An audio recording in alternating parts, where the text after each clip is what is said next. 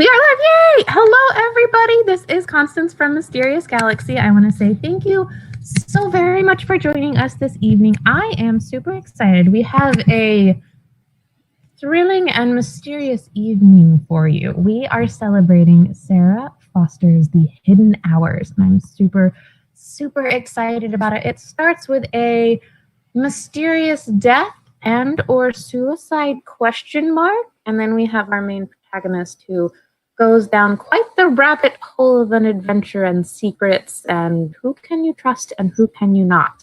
And joining her in conversation, I am very happy to introduce is Anna, and it's Downs, is how you correctly pronounce it? Yeah, it's just Downs. I'm horrible with pronunciation, so I'm like, oh my god, I should have asked. And her book was The Safe Place, and it's cool because it kind of, our main character in that one gets pulled into a life of the wealthy, and then you realize that normally beautiful and expensive things quite frequently can be rotten and have many a bad thing going on underneath. And on that note, I'm going to pass it over to Anna. But before I do, the Vanna White section, as many of you are familiar with now, if you have any questions for our authors, make sure you ask them. That's the best part of an event, is getting to ask the questions. They are at your mercy. And make sure you hit the Ask a Question button down below. And also the best way to support both of these lovely authors is to obviously buy their amazing books. And so if you click the purchase book button, that will take you to our website that has both of their books. English is so hard sometimes. And on that note, I am going to pass it off to Anna, and I will see you guys at the end of the event. Bye. Thanks, Constance. Goodbye. All right. Hello. Welcome. Thanks for joining us. So my name is Anna Downs, as Constance says. This is my book, and that, I don't know which side you're on. For me, you're over here. That is Sara Foster, and this is her book, The Hidden Hours. Now, if you don't know Sara, and you should, but if you don't, she is a Western Australian writer. This is her, correct me if I'm wrong, Sara, this is your 5th novel, right?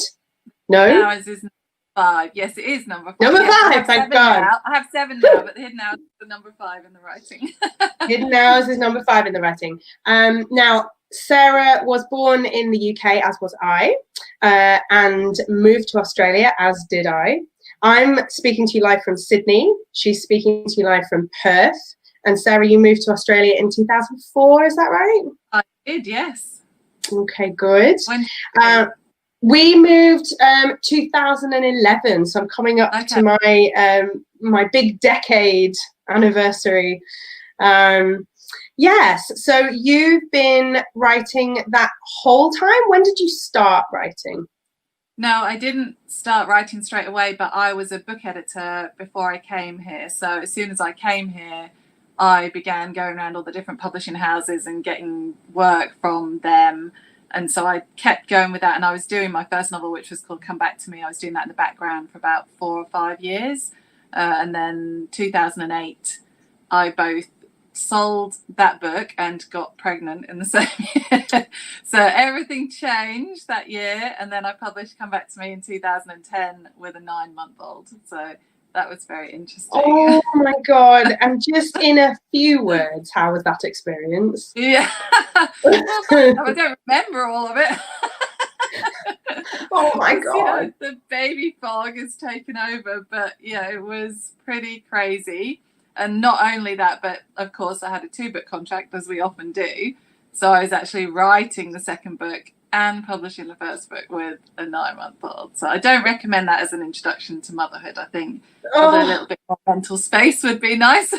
Auto-publishing, my goodness. Yeah. Like, talk about being torn in lots of different directions. Yeah. I mean, I'm kind of right in the middle of that at the moment, because obviously The Safe Place was my debut novel, and I also am lucky enough to have a 2-book contract. So I'm in the middle of frantically trying to fulfill that second part of my contract. And I have to say, if I had a baby right now, God, I don't know what I would do. So kudos to you. So let's talk about The Hidden Hours. Can you give me, I'm going to pretend I haven't read it. Give me a rundown of the story. Tell me, what is it about? Yes. So The Hidden Hours starts with a body found in the Thames on a cold December morning in London. And then soon after that, we meet our heroine, Eleanor. But Eleanor is no ordinary heroine. She's already troubled and traumatized by the time we meet her. And when we first come across her, she's just woken up after the office Christmas party and she is covered in dirt. She's got a colleague's jewelry in her purse. And she's got very patchy memory of what happened the night before with some real important gaps in there. So she heads off to work and she's intending to return this jewelry. And she works at a children's publishing company called Parker and Lane. But she knows the jewelry belongs to the marketing director who's called Arabella Lane. And when she gets there, she finds out that she can't return the jewelry because it's Arabella's body that's just been found in the Thames. So that sets the whole thing up. Yeah. And then as you go through, Eleanor has just moved to London from Australia. She has had a very difficult childhood and she's really moved to try and get a fresh start and to sort of kickstart her life in her 20s. But obviously now she's plunged into a whole new situation with what's happened to Arabella. And not only all the people around her, including some members of her family, because her aunt is actually the CEO of the publishing company, they're all dragged into this investigation into what might have happened to Arabella, and everyone's under suspicion one way or another. And soon Eleanor doesn't know who to trust, and that kind of includes herself as well with the memory gaps. I'm going to come back to that in a minute. Can you pinpoint the kind of the first seed of inspiration? What was the first point of interest for you? Why did you want to write this book?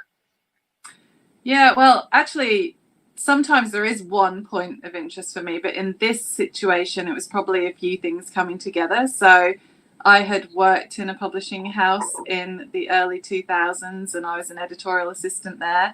And I knew that it would be a great place to set a book, so I was always having an eye on what I might do. And then as you come to know Eleanor's family and her backstory, as a child, they moved to a country, WA, country Western Australia, her and her family, when her dad loses his job. And they tried to build a house in the country. And it's the start of a lot of problems for the family. And I actually knew a family that were building a house in the country, so they were living in the shed. The mum and dad were the 3 kids this time. And when we went there to see them, the mum was scrabbling on the roof, pulling up sheeting and things like that. And I was just amazed at the effort going into building this house and what it would take psychologically to live in a shed in the Australian bush in quite a long period of time. And funnily enough, since I wrote the book, a few other people in Australia, obviously it's not an unusual thing to do, build a house in Australia. So I occasionally get messages saying, this happened to me and we built this house like this. And it was like, oh my God. So the first seed of inspiration was really Eleanor's backstory. It was what happened to her. Some of it. Yeah. Yeah. And I think also that was enmeshed in me being interested in what I would call benign childhood neglect, like what can actually go wrong from the kind of loving neglect where parents are too busy or too stressed or too just not focused on children, and the horrible. I know, like it's terrifying.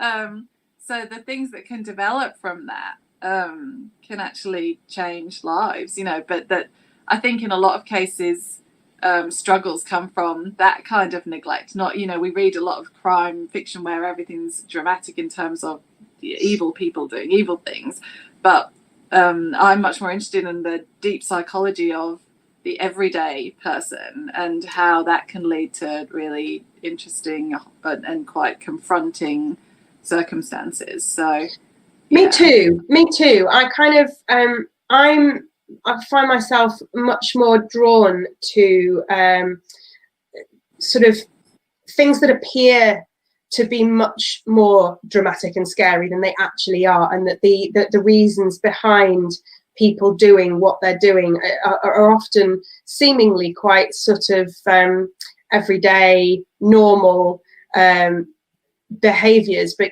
where those behaviors come from and why people do what they do, that's kind of, it's much more interesting to me than kind of huge fireworks and great big dramatic mise-en-scène kind of things. With your novels, you're kind of quite well known for kind of, you know, really poignant thrillers, so filled with detail of relationships and deep emotion, lots of feeling, often dealing with families. How do you feel that those things feed into the thriller genre, and what is it like to write them with suspense in mind?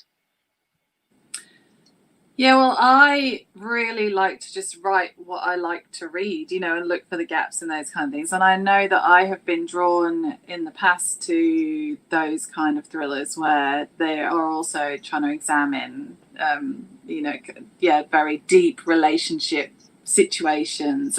I know for a long time I was a big fan of Nikki, well, I still am, big fan of Nikki French, husband and wife team of writers. And I definitely saw that they were doing something a bit different with the way they approached their characters really psychologically. They've even got psychologists in some of their stories. And but you would always get a really good sense of the relationships in their mysteries. And I was much more intrigued by that than the action side of things. Like, I still enjoy and think it's important to work on the plot. But for me, a lot of the interest comes in peeling away layers of character and trying to figure out what is going on. And it's from a personal interest really as well, of trying to look at what's happening around and different personalities, and just being really interested in all the different layers of people, because everyone has complex stories and everyone has, you know, the skeletons in the closet. And I find that everyday thing, it draws it much closer, and it's much more intense to me than the thrillers where it's a really supercharged, you know, action hero or something like that. Yeah, I relate to that on a different level. Yeah. But for me, the fascination is the deep psychology. And so also, for me, I was going to say as well, the sort of the pinball effect of, you know, one person's seemingly tiny decision, of, you know, the ripple effect that can bring to everyone around them. I think that's ripple effect is a really great way of ripple effect is a really great way of describing that, you know, because that's where I do start from a very small situation really, or a very small seed of inspiration, and spend quite a long time looking at how that fans out. I mean, funnily enough, The Hid Now is actually options for TV at the moment, which is very exciting. And we were talking great. Congratulations. Yeah. So we're talking with a scriptwriter last night about that, and she was asking about how I write the books. And I was saying that I really work hard on the first chapter. You know, I go over that chapter again and again and again. It's the most worked chapter of the entire book, because I see the whole writing process as like building blocks. So if I don't have that first one steady and I add the next one, quickly the first one starts to wobble. And so then I go back and go, why is it wobbly? You know, and all the time while I'm doing that, I find it really helps me to then start to take away those layers, and to all the time I'm thinking, okay, what depth am I adding in here and there, and trying to find out more about the characters. And I kind of work as I go like that really. So by reworking those early chapters, I find that I'm building the layers in as I go along. Which is one of the many reasons why first drafts are so painful, right? And why, because you've got to start somewhere, and you've got to write this first scene, which never ends up in the book. But you know, you kind of reach the end of that, you know, quite, you know, most of the time quite crappy first draft, and then you go back to the beginning and go, well, this isn't where the story starts at all. And so that's one of the reasons why I think it's so painful. Are you a plotter or a pantser? How do you go? I put myself in a different category actually. I'm what I call a backstitcher. So I write until I run out of inspiration, ideas, forward momentum, or until I know it's gone wrong. And it's very easy to tell that you're going wrong because your stomach starts to hurt. Oh, that is so true. That is so true. I cannot relate to that harder. Yes. It's like being ill, isn't it? It's like, so you're like, oh, I'm not very well, not very well. Oh, it's the story, it's not me. Okay. And you're like, I'm not enjoying this anymore. I'm really not enjoying it. It's like a bad meal now. And you're like, okay, when did it turn bad? Absolutely. What a great way to describe it. Yeah. So at that point, I look at what I've got and I then build a table or build like something that's quite sort of mechanical, really, to investigate what I've done so far. And that really just involves writing down the details of the scene, which characters are where, you know, if I've got a lot of people to sort out, maybe color coding them, check that someone hasn't gone missing. And then I have another column where I just ask questions, you know, it's questions in all the chapters. Why have I got this? What's going on? You know, and by doing that, I can often figure out where I went wrong. And then I can go back to that point and then start building and building again. That's which is why, funnily enough, sometimes I come out with quite a clean first draft because of that. And I think that process helps me with that because I build it rather than, you know, write the whole thing. You kind of, you go and you go and you go, and then at some point you stop, go back, go again. Do you keep kind of going back, restitching, pressing on, going back, restitching? Yeah. So I'll always have an unfinished plan because by the time I'm close enough to the end that I know what I'm doing, I don't bother with that framework anymore. So I never, and in some ways that annoys the perfectionist in me because I'd like to have a neat framework that I could frame or file or keep or something, but I never get to it because it's always unfinished and there's no point at that stage in going back to it. No. Well, interestingly, I mean, I planned the safe place. It felt very kind of, I knew exactly how it would go. But it, you know, it was based on a place that I myself personally went. So it was kind of easier and it's all very contained. Everything happens just in the one setting. Whereas the one that I've just finished, my second novel is much more chaotic, much crazier, entirely born of my imagination, and therefore the process has been much more chaotic, and it sounds as like I've done more what you're describing, which is kind of write until I can't write anymore, bring it back, focus it, polish it, or explode again, bring it back, which is interesting because I was going to say that there are similarities between these two books. I think I was going to say, you know, we've got things like a troubled young protagonist in her 20s. Her life is kind of, she's in a bit of a cul-de-sac, isn't she? She's not quite sure where to go. Similar with the safe place. You've got a kind of a running theme and a kickoff theme, a starting theme of sort of privilege and power in a world that she's not very comfortable in. Same with the safe place. You've got a starting place of London. Same again. You've also got this idea of, as you were saying before, hidden memories and the way in which the body stores trauma, which is something that I'm really interested in as well. Can you talk a bit about how why you're fascinated with that, and that idea of sort of implicit memory and the body keeps the score? What do you think about that? Well, that's quite a lot of personal experience, actually, because my stepfather fought in Vietnam. And he then has PTSD as a result of that, which is known very well in the US as well. So from growing up living with someone with PTSD, you learn very quickly how the trauma affects the body, because it's absolutely crazy, you know, the way it controls life and the ups and downs that go along with PTSD. And also as PTSD is like a multi-generational thing, so you don't grow up with someone with PTSD disconnected, you actually take on some form of PTSD yourself, because you learn, you know, like the trauma responses and you see trauma responses. And so I've got forms of PTSD, and I think that's becoming more common known that there are lots of different ways of having PTSD as well. I mean, it's obviously we've talked about war and PTSD for a long time, but I think it's now being talked about more that a lot of people live with different forms of PTSD, and certainly after the events of the last year, we're going to be talking about PTSD even more, I'm sure.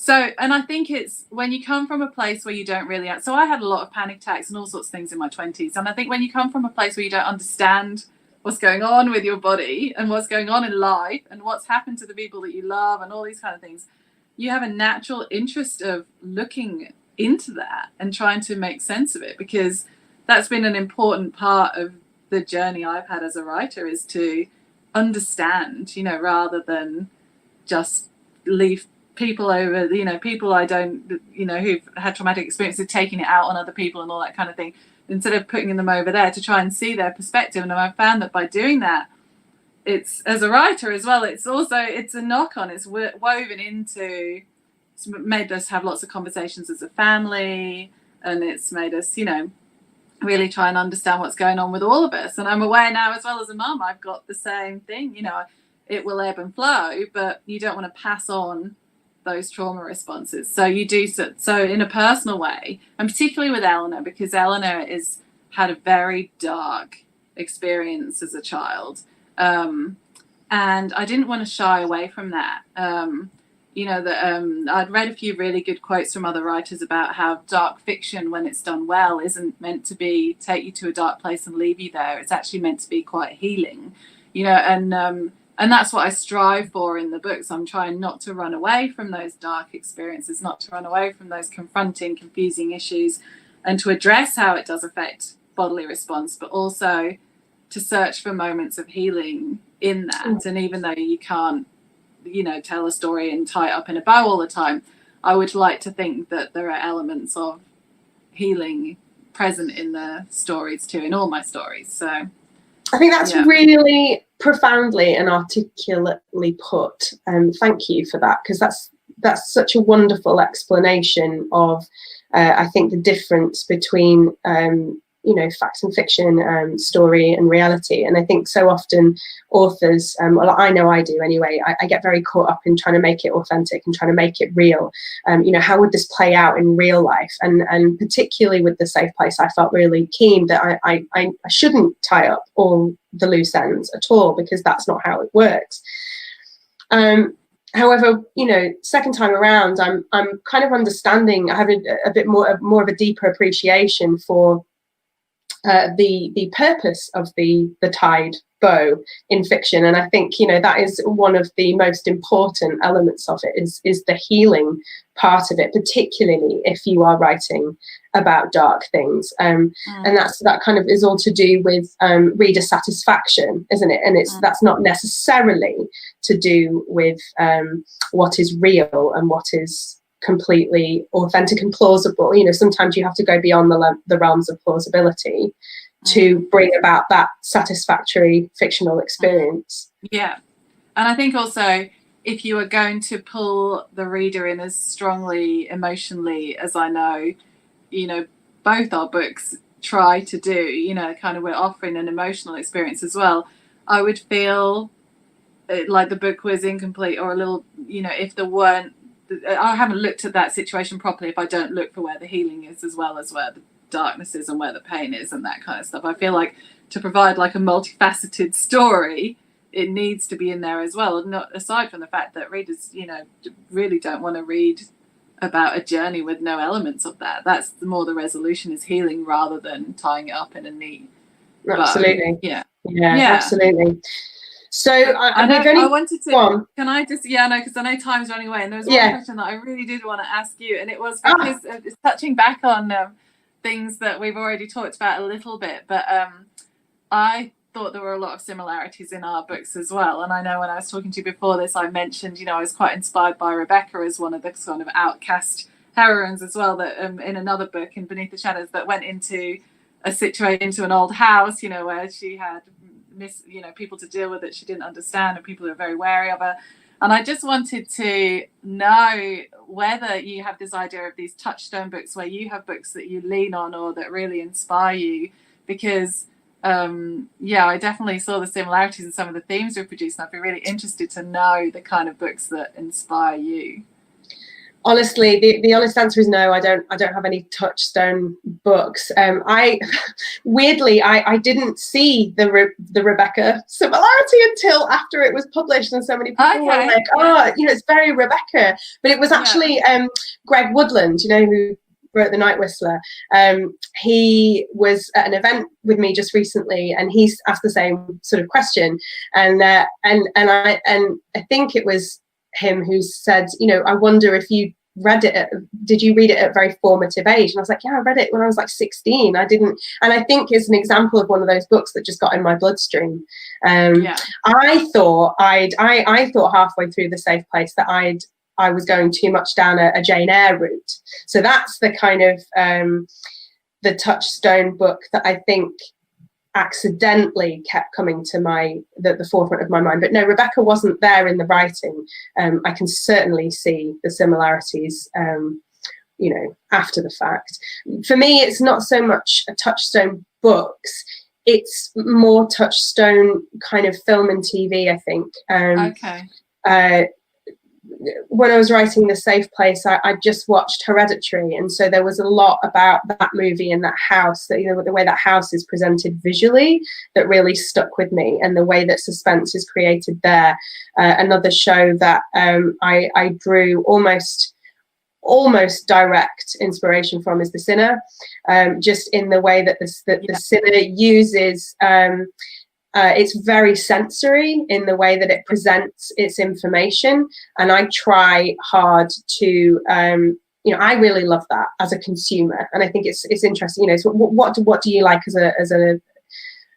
as a consumer of stories, as a member of the audience? What do you want to see, rather than what's fun to do as a writer? And so like I know I've got a tendency to let the words run away with me a little bit, but actually what I know I should be doing, and probably what my strengths are kind of is working very visually. You know, what can you see, what can you hear, what can you feel? I think that's a much more effective way of presenting the information.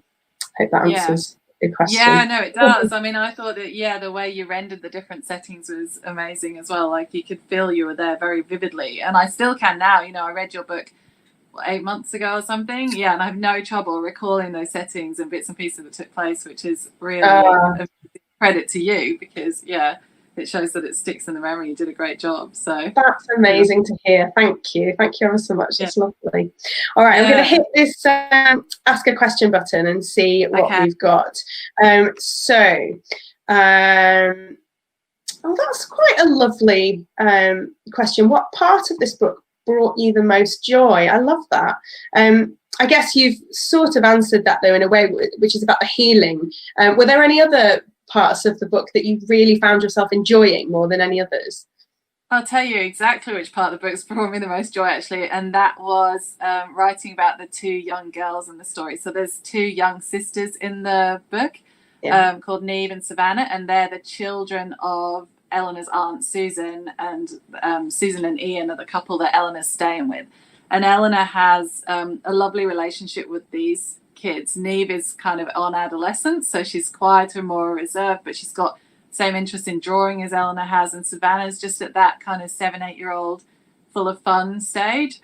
And so every time they came into a scene, it was like bringing kind of joy into the room, and then with Neve, like just this immense compassion for where she was at, because she's just starting to see everything's not quite right as well. But she was a lot of where the hope lay, because Eleanor could see herself in those kids as well. And she was, watching out for them all the time. And as you read the book, you realise Susan and Ian's marriage is very strained, you know, and Susan, has been struggling to cope in quite a few ways. But as the CEO of a publishing company and a mother, and she's really built a facade. And it's going to be really fascinating if they are able to bring it to life on TV. I can't wait to see that. Me too. Gosh, that is exciting news. Good on you. Yeah. So, but those kids were a lot of the joy for me. And again, I guess I also love writing about landscapes. So doing landscapes was fun. Yeah. I love writing about any landscape. So the London backgrounds, and there's little vignettes at the beginning of each section, each chapter in the book as well, which take you yes, I was going to ask you about that, the little italicized, which is kind of like, so I'll just explain a bit. You introduce the actions of sort of slightly minor peripheral characters, don't you, at the beginning of every chapter? Yeah, and that was really fun. I really enjoyed doing those, and I could rattle loads of those off. Like I didn't, they came really easy as well.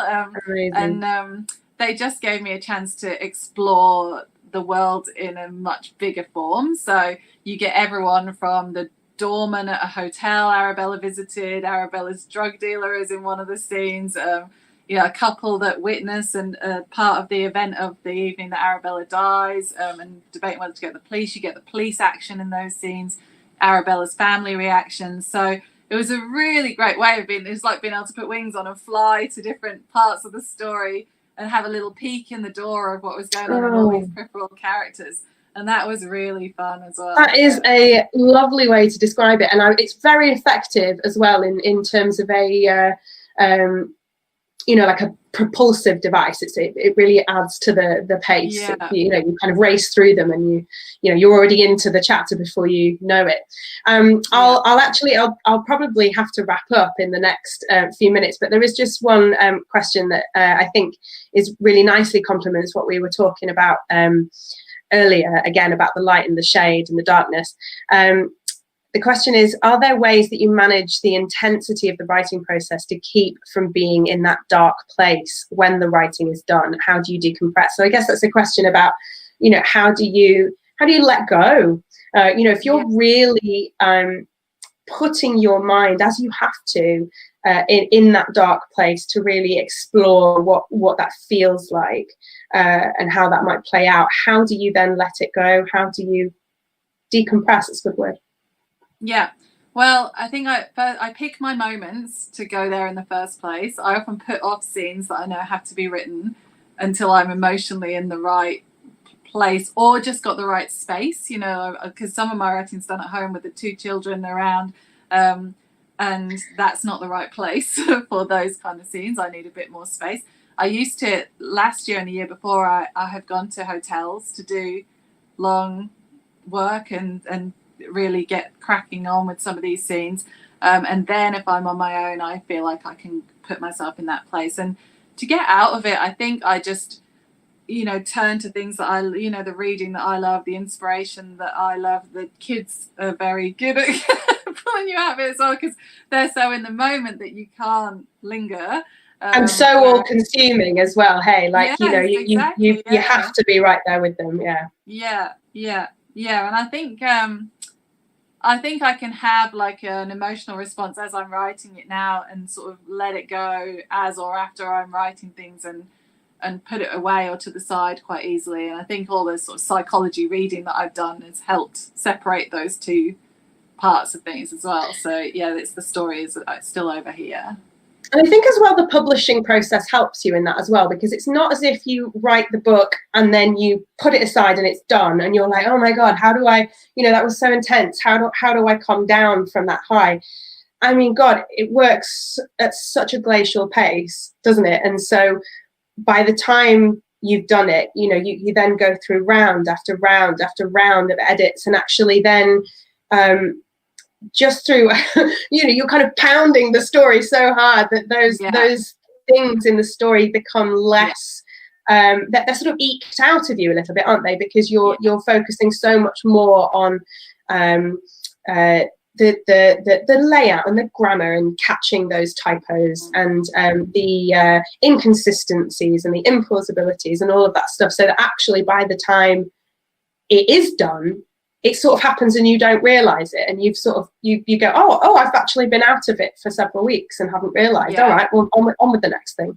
So and I think so I always think it's mine till the end of the first draft, and then as soon as I share it, it's then everyone's, and then everyone, your editors and agent and all sorts of people have their own things to say about what you've done and why you've done it, which bits work and which bits don't and stuff. And at that point, the emotional load definitely lightens. So you're right. And that process is, anything up to a year or so long. So by the time you actually come to talk about it, you've got quite a good distance from all that intensity. Yeah.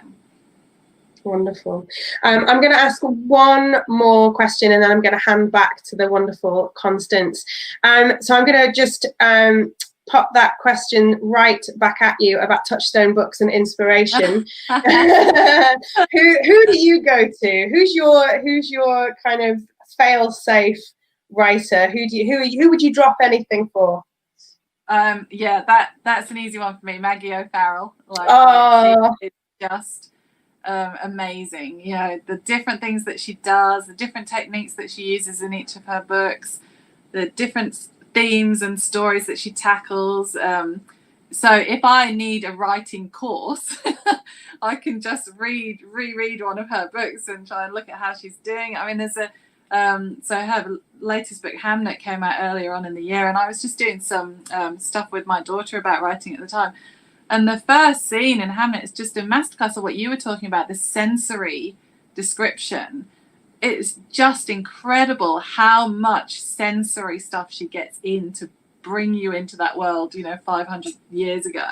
And in such a unique way as well. She's got such a turn of phrase that it kind of makes you feel like you've never heard it like that. And kind of stories are so riddled with cliche. It's quite unusual to have that feeling where you go, I've never thought about a tree that way.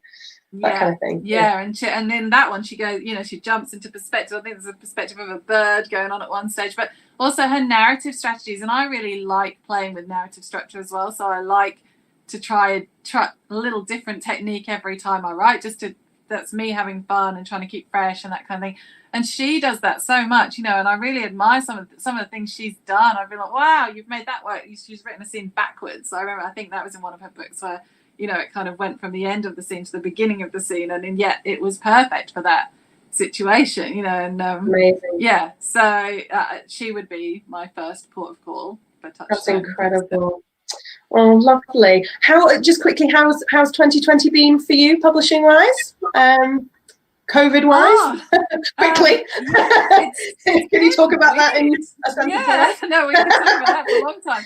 Right. Yeah, it's been very strange. So I've had 2 books come out in America over 2020. One came out at the end of March, You Don't Know Me, and this one came out on the day of the election, I think. So, pretty big moments in the US to publish books. And so I would have loved to come over in another time and seen people face to face, and hopefully, that next time I'm fortunate enough to get a book out in America, I might be able to do that. And but in general, that it's just been head down, really. What can we do? So trying to get on with things, and it's getting exciting now with the TV and bits and pieces going on. So it's fun. And what about you? I'm so pleased. I mean, I can't possibly talk quickly about it because it's been my debut year, and it's been so strange and intense and furious. And I wrote the thing in this room. I wrote The Safe Place in isolation, promoted it in isolation. I've spent so much time on screens. Eventually when I am in a room full of people again, I sort of feel like I just need to wear a big sign that says I'm not responsible for my actions. I might all lick your face and, oh God, that's a terrible thing to do. I won't lick anyone's face. But do you know what I mean? Like, I'll be so excited. So it's been very intense. It's been very, very a lot of hard work. Like, I have not stopped at all this year because, as I said, I've been writing the next one. So in a way, that's been kind of brilliant because it has been such a good distraction. I've been so busy that actually this year has flown by, and any time I've kind of looked out of my window and gone, oh my God, the world is in a right state, just get back to the work, just get the work done, it'll see you through. Yeah, well done. I love that